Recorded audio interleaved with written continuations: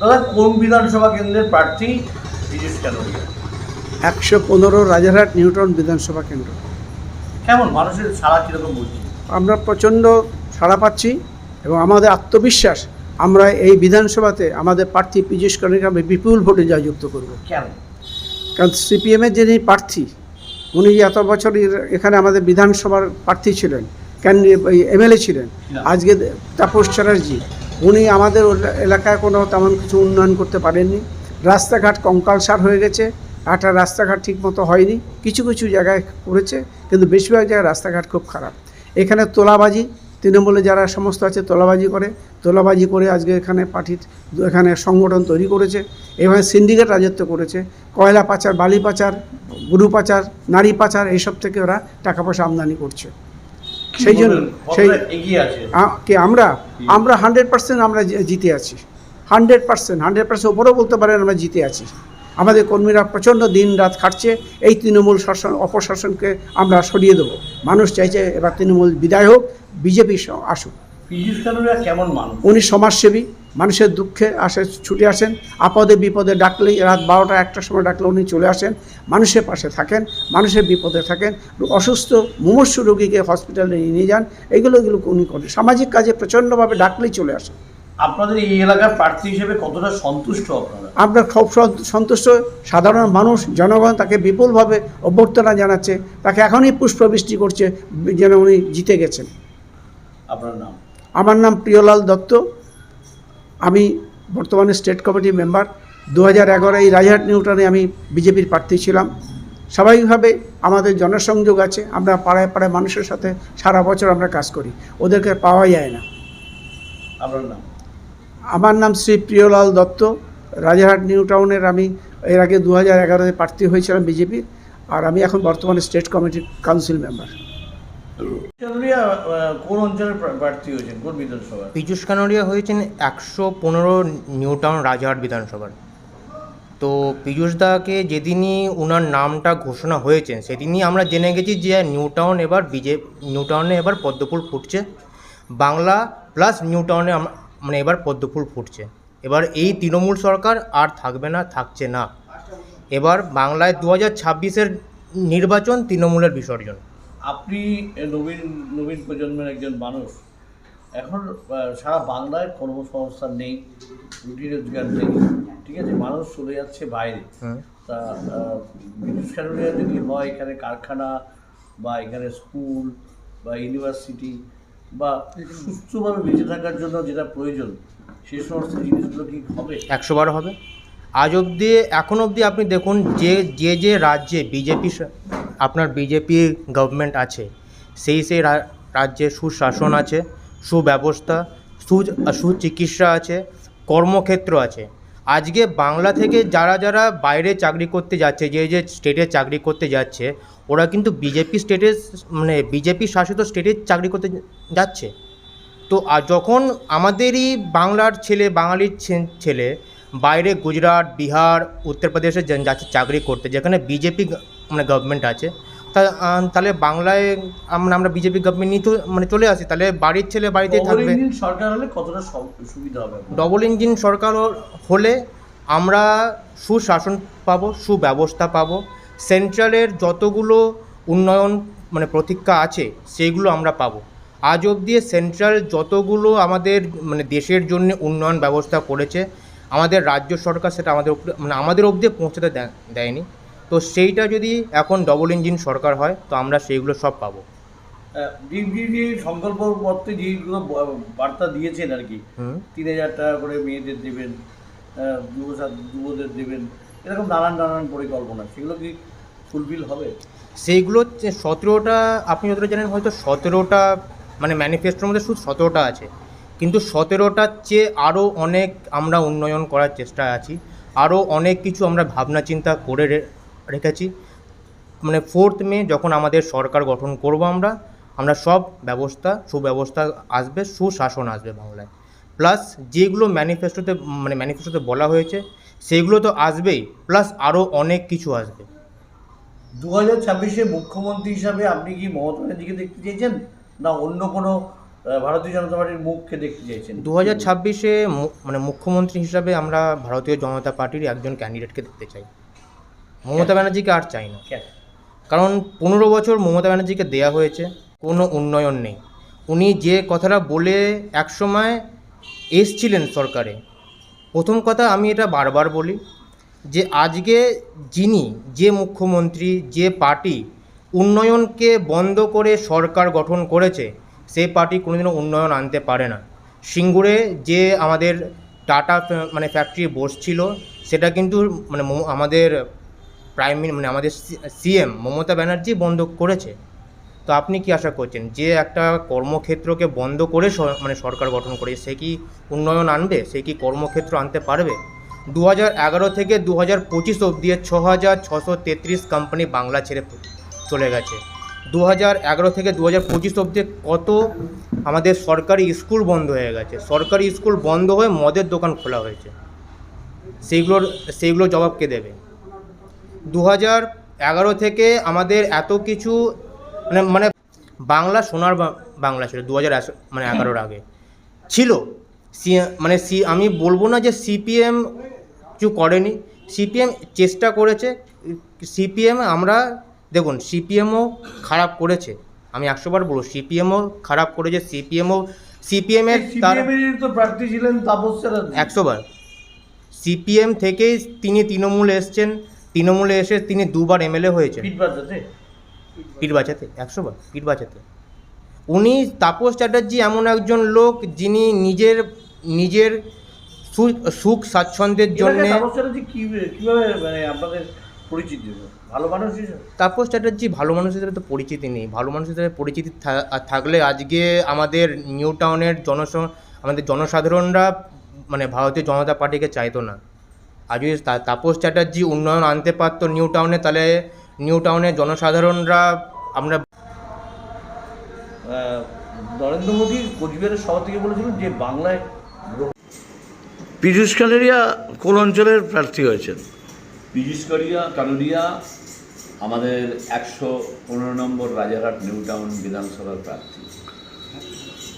কতটা পছন্দ আপনার প্রার্থী হিসাবে ওনাকে? পীযূষ কানুরিয়া ভারতীয় জনতা পার্টির সঙ্গে বহুদিন ধরে ওতপ্রোতভাবে জড়িত। তিনি যেমন একজন অত্যন্ত দক্ষ সামাজিক কর্মী, তিনি মানুষের পাশে দাঁড়ান, ডাকলেই আমরা তাকে সবসময় পাই। মানুষ তার প্রতি ভরসা করছেন এবং আগামী দিন তাকে পদ্মফুল চিহ্নে ভোট দিয়ে বিপুল ভোটে জয়ী করবেন। মানুষ এই সিদ্ধান্ত নিয়েই ফেলেছে। মানুষ কীভাবে সাড়া দিচ্ছেন ওনার ডাকে?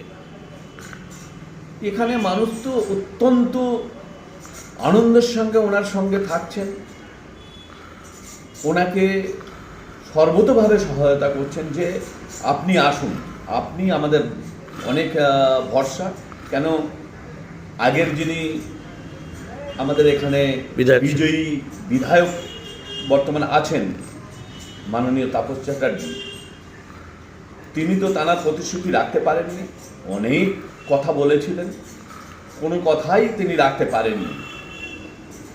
তাদের যে চিন্তাভাবনা মানুষের স্বার্থের জন্যে নয়, মানুষের স্বার্থের পরিপন্থী।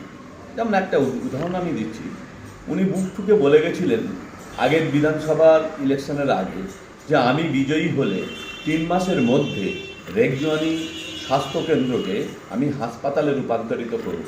ওখানকার ইনফ্রাস্ট্রাকচার বা ওখানকার যে সমস্ত এগুলো আছে স্বাস্থ্য পরিষেবার জন্য, সেগুলো আমূল পরিবর্তন করব।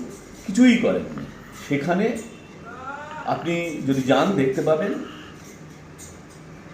বেডগুলোর অবস্থা কি, ভেঙে চুরে তার 3-6 অবস্থা। স্বাস্থ্য ব্যবস্থা তলানিতে রয়েছে, একদম তলানিতে। শুধু এখানে কেন, তো সেই যেহেতু বাংলার মাননীয় মুখ্যমন্ত্রী মমতা বন্দ্যোপাধ্যায় বলছেন যে মাল্টি সুপারলিটি হসপিটাল যে প্রচুর পরিষেবা হচ্ছে, উন্নয়ন একদম রাস্তায় দাঁড়িয়ে আছে, তারা আপনারা বলছেন উন্নয়ন হয়নি, কী ব্যাপার? এই তো মাননীয়ার কথা টেনেই আপনি যখন বললেন আমি একটু বলি। এই তো আমরা আরজি করে দেখলাম কি অবস্থা। কিছুদিন আগে লিফটের মধ্যে একজন মানুষ বিনা দোষে তার প্রাণ গেল। এই তো আমরা তারপরেও দেখেছি যে আরজি করে মানুষ পরিষেবা পাচ্ছে না, অন্য জায়গাতেও পরিষেবা পায় না। তার মানে যে সরকারি স্বাস্থ্যকেন্দ্রগুলো, যে সরকারি হাসপাতালগুলো আছে, সেই সরকারি হাসপাতালগুলোয় যদি মানুষ ভালো করে পরিষেবা পেত, গরিব মানুষরা প্রাণ খুলে ওনাকে আশীর্বাদ করতেন। এখন গরিব মানুষরা সম্পূর্ণ ওনার বিরুদ্ধে, ওনার পরিপন্থী। তার কারণ এখানে ভালো হসপিটাল বলতে কি বোঝান? ভালো হসপিটাল বলতে যেখানে মানুষ একটা হাসপাতালের মধ্যে সব রকমের পরিষেবা পাবে, তার সেই বড় রোগ থেকে ছোট রোগের চিকিৎসা পর্যন্ত পাবে। এখানে যেমন একটা ডাক্তারের আন্ডারে হয়তো 5,000-7,000 রুগী তিনি দেখে উঠতে পারেন না, সেখানে ডাক্তারের ব্যবস্থা থাকে না, বেডের ব্যবস্থা থাকে না, ফ্যানের ব্যবস্থা থাকে না, স্বাস্থ্য পরিষেবার ব্যবস্থা থাকে না, ওষুধ থাকে না, কোনো কিছুই থাকে না। দালাল চক্র কতটা এখানে সক্রিয়? মারাত্মকভাবে সক্রিয়।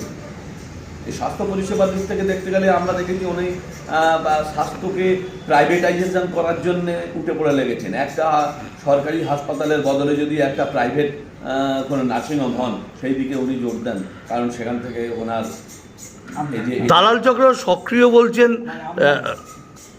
দালাল চক্র সক্রিয় বলছেন মদন মিত্র মতো লুকোচুরি এরকম ব্যাপার, মানে আমি তোমাকে পাঠাবো, আমি তোমাকে একদম বাঁচাবো। না, উনি তো খুল্লা বলে দিয়েছেন। মদন মিত্র চুপি বলছেন, কিন্তু আমরা আশ্চর্য হয়ে গেছি যে একটা রাজ্যের মুখ্যমন্ত্রী খুল্লা বলে দিচ্ছেন, বলুক চোর, তোমরা বুক ফুলিয়ে চলো। তাহলে চোরেরা সেখানে কতটা সাহস পাবে, দালালরা সেখানে কতটা সাহস পাবে, তোলাবাজিরা সেখানে কতটা সাহস পাবে, আমাদের বুঝে নিতে হবে।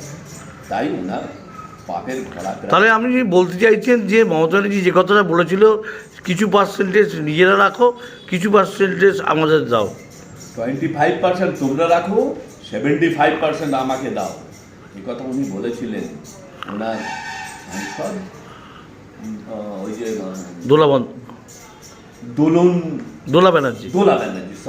দোলা ব্যানার্জি কথা সাংবাদিক সম্মেলন করে বলেছিল যে তোমরা চুরি করো, কিন্তু 25% নাও, 75% আমাদের দাও। কিন্তু উনি পরিষ্কার বলে দিয়েছেন। তা বাংলার মানুষ এতটা বোকা নয়। পরিবর্তন চাইছেন? অবশ্যই সারা বাংলায় আজকে উত্তাল যে এই সরকারের পরিবর্তন চাই। এটা একটা না হলে বাংলা ধ্বংস। কেন? 100টা প্রকল্প করেছেন তো মমতা ব্যানার্জি। কি করেছেন? 100টা প্রকল্প করেছেন। যেমন আমি একটা প্রকল্পের কথা বলছি, শিক্ষা ব্যবস্থার কথা বলছি। আপনারা দেখেছেন 26,000 মেধা সম্পন্ন, মেধা তালিকা বলুন আর অযোগ্য তালিকা বলুন, 26,000 ছেলের চাকরি চলে গেছে, 26,000 শিক্ষকের চাকরি চলে গেছে। তার কারণ একটাই কারণ, যে অযোগ্যদের সুযোগ দাও, তাদের থেকে টাকা লুট করো। কোটি টাকা লুট করেছেন, আর উনি এটাকে ঘুরিয়ে দিয়েছেন যাতে অযোগ্য আর যোগ্য পার্থক্য না করা যায়। সেই সময়কার বিচারপতি ছিলেন অভিজিৎ গঙ্গোপাধ্যায়। তিনি একটা বিভিন্ন এর মাধ্যমে প্রায় 8,000 অযোগ্য প্রার্থী তিনি আইডেন্টিফাই করে ফেলেছিলেন, কিন্তু যেভাবে তার উপর বিভিন্নভাবে চাপ সৃষ্টি করে তাকে বাধ্য করলো তার অবসর নিতে, এটা ভাবার। এই যে আপনি দেখুন আমাদের এই জ্যোতিপ্রিয় মল্লিক, আমাদের যিনি বালুদা নামে পরিচিত, যিনি আমাদের রেশন কেলেঙ্কারিতে জড়িয়ে, তো মমতা ব্যানার্জি তো অকপটে সবার সামনে বলছেন যে বালু জিতবে, বালু ভালো ছেলে। মমতা বন্দ্যোপাধ্যায় সবসময়ই বলবেন একথা, কিন্তু অর্জুন সিংকে বলছেন গুন্ডা, কিন্তু তার দলে নেই বলে। কেন? হ্যাঁ, এটাই তো বলবেন। দলে না থাকলে গুন্ডা, আর দলে থাকলে তার মতন ভালো দুধের গরু আর নেই, একথাও উনি বলবেন। তার কারণ ওদের থেকে উনি ওই পার্সেন্টেজ পাচ্ছেন। আমরা বিভিন্নভাবে দেখেছি হরিশ চ্যাটার্জি স্ট্রিট সব ব্যানার্জিদের বন্দ্যোপাধ্যায়দের হয়ে গেছে। এটা তো এমনি হয়নি। 28টা প্রপার্টির মালিক এখনো। 28টা প্রপার্টির মালিক, তাহলে চিন্তা করে দেখুন কোত্থেকে এলো এই পয়সা, কাদের পয়সা? কষ্ট করে রোজগার করেছে। হ্যাঁ, কষ্ট করে রোজগার করেছেন, তোলা তুলেছেন, উনি চমকেছেন, যে কোনো প্রকল্প করে। তাহলে আপনি বলতে চাইছেন এই যে গরু পাচারের টাকা, কয়লার টাকা, বালির টাকা, আবাসনের টাকা, সবগুলো কষ্ট করে তুলেছে। তো সাংবাদিকরাও জানেন, তাদের মাধ্যমেই আমরা জানতে পাচ্ছি যিনি কত কত টাকা কিসের মাধ্যমে। কেষ্ট তো ওনার গুডবুকে আছে। কেষ্ট তো গুডবুকে থাকবেন, উনি অক্সিজেন যোগাচ্ছেন। গরুর টাকা অনেকটাই কেষ্ট সাপ্লাই দিয়েছে, তখন গুডবুকে থাকবেন, এটা তো স্বাভাবিক নিয়ম। মেসি কেলেঙ্কারির নায়ক তিনিও তো ওনার গুডবুকে আছে। থাকবেন তো, তিনি তো মেসিকে নিয়ে যা করলেন, আমাদের বাংলার লজ্জা, এটা আমরা ভাবতেই পারি না। হাজার হাজার দর্শক যারা 10,000 15,000 টাকার টিকিট কেটে কেবলমাত্র মেসিকে দেখার জন্য গেছেন, সেখানে তারা মেসিকে দেখতে পায়নি। কাকে দেখলেন? দেখলেন অরূপ বন্দ্যোপাধ্যায় আর তাদের গ্রুপ, ওনার দিদিমণির বাড়ির ফ্যামিলির লোকদের দেখলেন।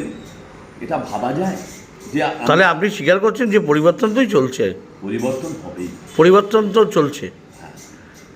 এই পরিবর্তনকে নিষ্কৃতিকে আমরা 2024-এ পাবো? একদম অবশ্যই পাবো। সারা বাংলার দিকে তাকিয়ে দেখুন, যদি আমরা আজকে এই পরিবর্তন না আনতে পারি, তা আমাদের এই বাংলা থাকবে না, এটা আমরা গ্যারান্টি দিয়ে বলতে পারি। তার কারণ ওনার যা কার্যকলাপ, ওনার যা কার্যপদ্ধতি, সেটা দেখলে আমরা আশ্চর্য হয়ে যাই। আপনি দেখুন, এই যে জয় বাংলা স্লোগান, কাদের স্লোগান? বাংলাদেশের। বাংলাদেশের স্লোগান। বাংলাদেশের স্লোগান এখানে উনি প্রতিষ্ঠিত করতে চাইছেন, তার মানে ওনার ভেতরে। আপনি কি বলতে চাইছেন তাহলে এই বাংলাকে বাংলাদেশ বানাতে চাইছে মমতা ব্যানার্জি? হ্যাঁ, কিন্তু আমরা কোটি কোটি সনাতনী যারা প্রচণ্ডভাবে আঘাত পেয়ে আছি বাংলাদেশ থেকে, আমরা বাংলাদেশ থেকে বিতাড়িত হয়েছি, আমরা কিছুতেই এই পশ্চিমবঙ্গকে আর বাংলাদেশ বানাতে দেবো না। 2024-এ কি আমরা ক্ষমতায় আসছি?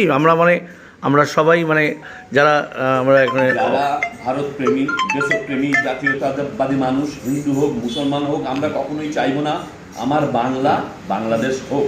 এই পশ্চিমবঙ্গ শ্যামাপ্রসাদ মুখার্জির বাংলা প্রক্রিয়া, শ্যামাপ্রসাদ মুখার্জির জন্যে আমরা এই পশ্চিমবাংলা পেয়েছি, এটাকে আমরা আর হারাতে চাই না। আমরা তাই আওয়াজ তুলেছি, পাল্টানো দরকার, চাই বিজেপি সরকার। 2024-এ তাহলে কি হাওয়াই চটি কি আপনারা দেখতে চাইছেন মসনদে? কখনো না। কেন? হাওয়াই চটি বিসর্জন। হাওয়াই চটি কখনোই আর এই পশ্চিমবাংলার মসনদে থাকবেন না। এটা সারা বাংলার মানুষ সিদ্ধান্ত নিয়ে ফেলেছেন। আগামী 23 আর 29-এ যে ভোট হবে, সেই গণতান্ত্রিক পদ্ধতিতে এনাকে বিদায় দেওয়ার পালা, এই সিদ্ধান্ত পশ্চিমবঙ্গের ভোটাররা নিয়েছেন। উনি নিশ্চিন্তে থাকুন, 4 তারিখে ওনার পত্রপাঠ বিদায় অবশ্যম্ভার। 2026-এ যে আপনাদের এই এলাকার, অর্থাৎ নিউ টাউন যে এলাকার যেখানে কানাডিয়া দাঁড়িয়েছেন, কানাডিয়াকে 10-এর মধ্যে কত দেবেন?